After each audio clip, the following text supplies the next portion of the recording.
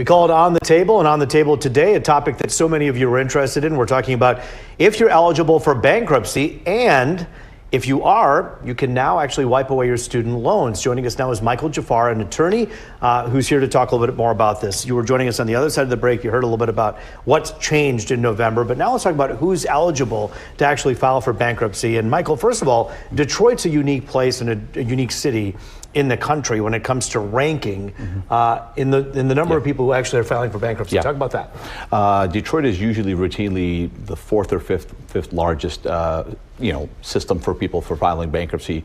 The top three are Chicago, LA, and Atlanta, and then Detroit usually hovers between number 4 and number 7. It's a massive market, right? It's a Rust Belt market. So there are dozens of thousands of Michiganders who file, just the people who file bankruptcy, let alone the people who allow the garnishment to happen. They get into some difficult situations. There's a lot of people who should file bankruptcy don't. Just the people who actually file are dozens of thousands per year. Let's talk about who it is, because the word bankruptcy can be scary and can also be a relief for some people. So who is eligible for bankruptcy? And for those who aren't really familiar, what is it? What's that kind of trigger point that says to someone, okay, you know what, I got to go ahead and file for bankruptcy? The lore in my industry, in the industry of attorneys, is people file for bankruptcy usually too late, right? They usually wait too late. So the trigger point for somebody to file bankruptcy is, can I afford to pay my debts, and am I going to get garnished, right? So like a wage garnishment, for example. People will go to bankruptcy lawyers all day long and say, my wages are being garnished. Well, for your wages to be garnished, that means you have missed payments, you have been in default for at least 6 to 12 months. Then your creditor sued you. They notified you of the lawsuit. You didn't appear at the court hearing. They got a judgment against you 4, 5, 6 weeks later. You didn't do anything with the judgment. Then they find a writ of garnishment. They sent it to your employer, and then you had 2, 3 weeks heads up about it, and you still didn't do anything, and then your wages get garnished. The majority of people who file bankruptcy do it all the way in that late stage. So the trigger point is usually, do you feel overwhelmed? Is it difficult for you to laugh at a joke when somebody tells it to you because you think about your debts, you think about your insolvency? So it's an emotional feeling almost? It's reflected in your finances? 100%. And here's what people will tell you. The reason people don't file bankruptcy is because of some very common myths, and those myths stop people from taking relief that they should be taking. For example, some of these companies that Michiganders owe money to, they've filed bankruptcy before, they've gotten a government bailout. So the laws of morality didn't apply to them when they needed relief, but they impose those layers of morality on a Michigander, whereas people who don't file bankruptcy say, it's immoral, I gotta pay my debts back, or I'm never gonna be able to get a home, or my credit's gonna be destroyed. That couldn't be further from the truth. There are lots of myths that keep people down and keep people away from filing bankruptcy. And the common myth is going to destroy my credit. I can never get a home again. I can never get a car. And that's not true. That's not true. No, it's absolutely not true. I mean, it couldn't be further from the truth, right? People who file bankruptcy get cars all the time. They're eligible to get home loans all the time. If you file bankruptcy, you're wiping out your debt. When you look at your credit report, you've got nothing on your credit report anymore. Like your debts have been discharged, right? You will start rebuilding your credit immediately. You'll be eligible for credit immediately. You'll be able to get a car immediately. You'll be able to get a home within a year. Obviously, you have to have income to afford it. But sure.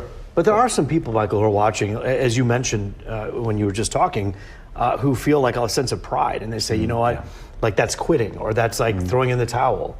What do you tell them as an attorney? What I tell people is, do you have kids? And if you do you have people that rely on you? And if so, are you paying 28% compounding interest? Can you afford it? The person on the other, if you pay this debt back, if you can afford to pay it back, of course.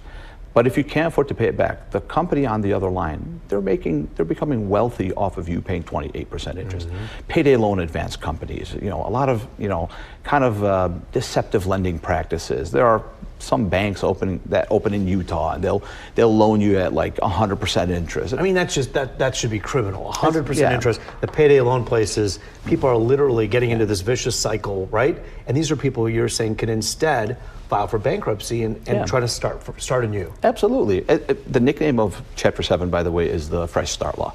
So people who file for bankruptcy, who are doing it in good faith, they're going to get a fresh start. They're going to wipe out their debts. They're going to keep their assets. They're going to keep their belongings. Obviously, talk to a local attorney. Make sure that there's no, you're not going to lose anything, right? Sit down face to face with somebody you trust. If you have to pay a little bit extra, do it. Just sit down with somebody. Make sure, get a consultation. A lot of people are too afraid to even get a consultation. They're too scared, right? And they're like kept like down by this institution of creditors. You know, when you train to be a telephone operator at a debt collection company, you're trained on implicating someone's morality and someone's sense of loyalty.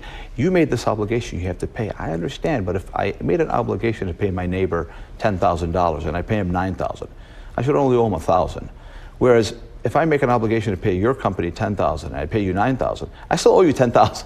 Well, right. Because of the compound interest. Yeah. So it's such an important note. So there's people out there. We already know that Detroit ranks high in the number of people who file for bankruptcy. It's an important place in our country. But we are, our good viewers on the other end of that camera. It's been a rough few years, and so many of them may have say, look, I can't keep my head above water. And like you talked about kids, you got kids you're trying to feed and you're paying 28% interest. Like, it just doesn't make sense. So it's something to talk to a lawyer about.